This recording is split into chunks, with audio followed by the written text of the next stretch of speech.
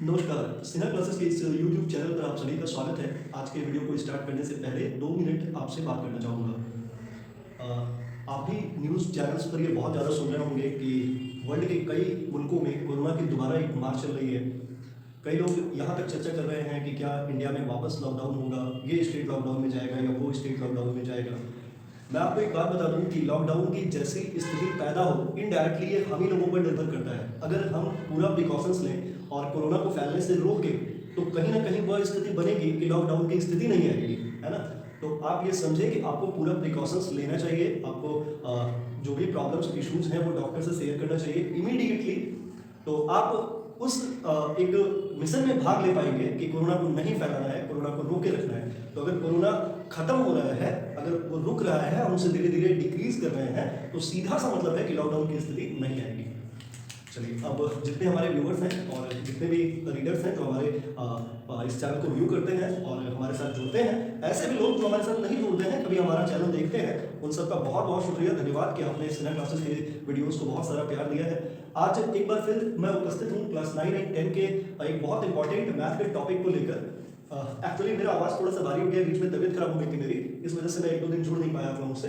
तो ये एक इंपॉर्टेंट क्वेश्चन है, बहुत महत्वपूर्ण क्वेश्चन है। मैंने कह रहा बहुत ज़्यादा डिफिकल्ट नहीं है, एक नॉर्मल आसान सा क्वेश्चन है, लेकिन पेच है। और मैथ में क्या होता है कि क्वेश्चन डिफिकल्ट हो या इजियर हो, that does not matter. Matter करता है कि क्या क्वेश्चन में पेच है। अगर पेच है तो वो इंपॉर्टेंट क्वेश्चन है। क्लियर?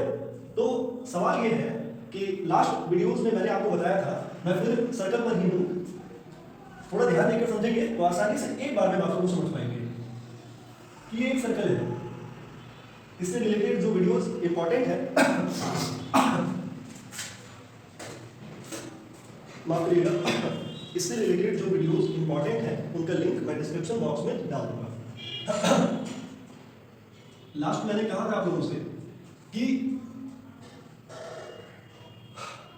अगर सर्कल के अंदर कोई कॉर्ड होता है, हम लोग खींचते हैं तो सर्कल 2 भागों में बट जाता है। और जब ऐसा होता है तो बड़े वाले पार्ट को मेजर सेगमेंट बोलते हैं और छोटे वाले पार्ट को माइनर सेगमेंट बोलते हैं। क्लियर? इसी मेजर और माइनर सेगमेंट में एक इंपॉर्टेंट थ्योरम आता है, उसे जरा ध्यान से समझिएगा। ये बड़ा ही प्रूवन स्टेटमेंट है, इसलिए मैं थ्योरम कह रहा हूं इसे।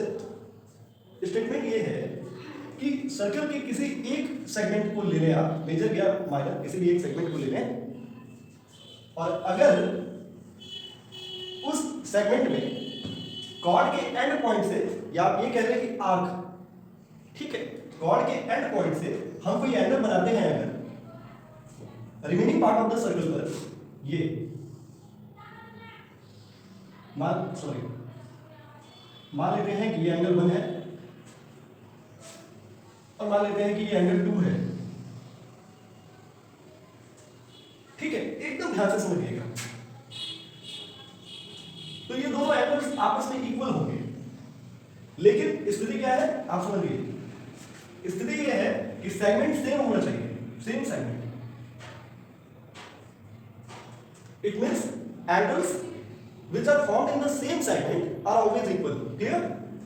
अगर कोई ऐसा कर दे रहा है कि ये मेजर सेगमेंट है और ये माइनर है, एक इधर खींच ले एंगल और इसी एंड पॉइंट से एक एंगल इधर खींच ले, और अब बोले कि क्या ये एंगल इक्वल हो सकते हैं, तो फिर सकने वाली बात हो जाएगी, फिर मैथमेटिक्स वाली बात नहीं रह जाएगी। फिर ये क्या हो जाएगा, ये एंगल्स आपस में इक्वल हो भी सकते हैं और नहीं भी हो सकते हैं। लेकिन अगर एक ही सेगमेंट है, सेम सेगमेंट है, तो हर बार एंगल्स इक्वल होंगे। ठीक है? तो बड़ा मजेदार है, और इसका रेफरेंस हम लोग कई सारे क्वेश्चन को सॉल्व करने में देते हैं। तो क्लास 9 के बच्चों को तो ये जानना ही चाहिए, और 10 के बच्चे अगर जान रहे हैं तो फायदा उनको भी है। क्लियर? चलिए आज इस स्टेटमेंट को प्रूव करते हैं। तो क्वेश्चन बनेगा हमारा, चलिए ऐसे लिख सकते हैं, angles which are in the same segment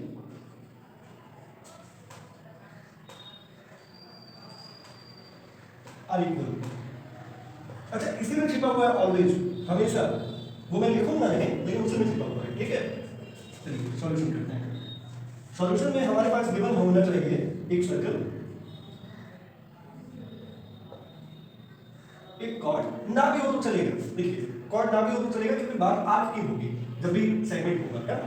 ठीक है, तो ये है, ठीक है। और क्या होना चाहिए हमारे पास, दो एंगल्स होने चाहिए ऐसे वाले, कहीं भी आप इसमें दो एंगल्स क्रिएट करेंगे एक ही सेगमेंट में। मैं बार बार कह रहा हूँ, ध्यान से समझिएगा, एक ही सेगमेंट में एक ही कॉर्ड के एंड पॉइंट से बनने वाले दो एंगल्स आपस में इक्वल होते हैं, मैं ये कह रहा हूँ।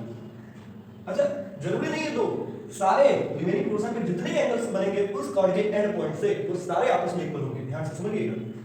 इट मींस मैं यहाँ दो का मदद लूंगा, लेकिन इट मींस यहाँ भी मैंने एंगल क्रिएट कर दिया है, तो ये एंगल्स यहाँ भी, तो ये सारे एंगल्स आपस में इक्वल होंगे, clear?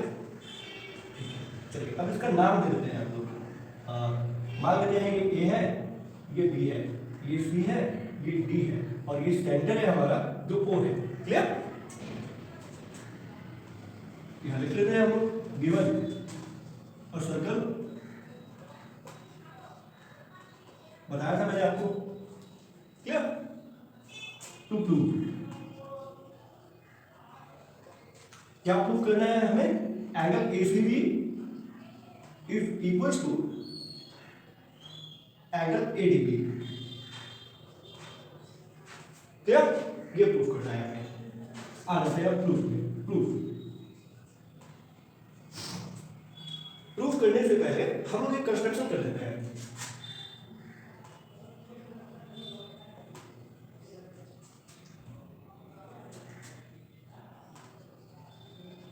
Make an angle A O B, clear? कई बच्चे ऐसे लिख सकते हैं, draw A O and O B, clear? तो उससे क्या होगा कि एक एंगल क्रिएट हो जाएगा इसी कॉर्ड के एंड पॉइंट से।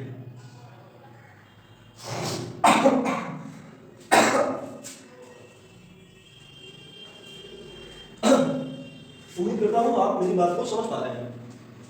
अब यहां भी एक एंगल क्रिएट हो गया, तो ये इसको मैं बाहर नहीं दूंगा, यहां भी एक एंगल क्रिएट हो गया, एंगल 3,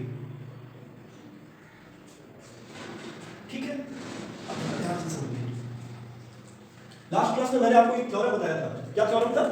जल्दी से बताओ, अगर मैं बोलूंगा तो आपको याद आ जाएगा, ठीक है? From theorem angle subtended by an arc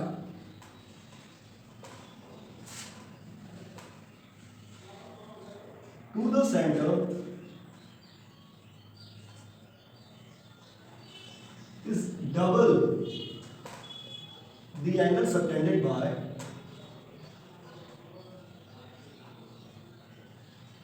it at any point of remaining part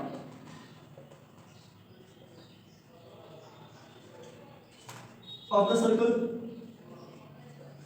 एकदम ध्यान से समझिएगा, लास्ट क्लास के वीडियो का लिंक मैं डिस्क्रिप्शन बॉक्स में डाल दूंगा, उससे क्या होगा कि आप इस थ्योरम को ढंग से समझ पाएंगे। मैंने कहा था ना ये बहुत इंपॉर्टेंट थ्योरम है, पूरी क्लास 9 में 10 में बहुत ज्यादा काम आएगा ये थ्योरम, तो आपको ये एकदम ध्यान से समझना है। कहानी क्या है? कहानी ये है कि एक ही कॉर्ड के एंड पॉइंट से अगर सेंटर पर कोई एंगल बनाया जाए तो वो एंगल हमेशा डबल होगा उस एंगल के जो उसी कॉर्ड के एंड पॉइंट से किसी भी रिमेनिंग पार्ट, सर्कल के किसी भी रिमेनिंग पार्ट पर खींच दिया जाए। अच्छा, यहाँ पे कोई मैटर नहीं करता है, उधर इधर उधर इधर कुछ नहीं, कोई मैटर नहीं करता यहाँ, ठीक है? ध्यान से समझिएगा। मेरे कहने का मतलब है कि अगर यहाँ से ऐसे खींचा गया ना, यहाँ से, तो अब अगर इसी एंड पॉइंट से आप रिमेनिंग पार्ट में कहीं भी खींच लेंगे ना, कहीं पर भी, तो वो इसका आधा हो जाएगा। It means clearly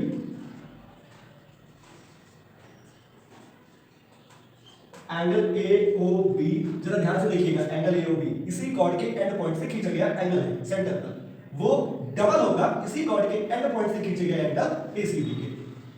2 into angle ACB, angle AOB is equals to 2 angle ACB। Assume कर लेते हैं कि ये इक्वेशन 1 है। अगेन फिर देखिएगा, angle AOB is equal to 2 into angle ADB। बात वही है, उसी कॉर्ड के एंड पॉइंट से ये एंगल भी खींचा गया है, तो ये भी इस एंगल का आधा होगा, half of the angle AOB। तो AOB is equal to 2 into angle ADB।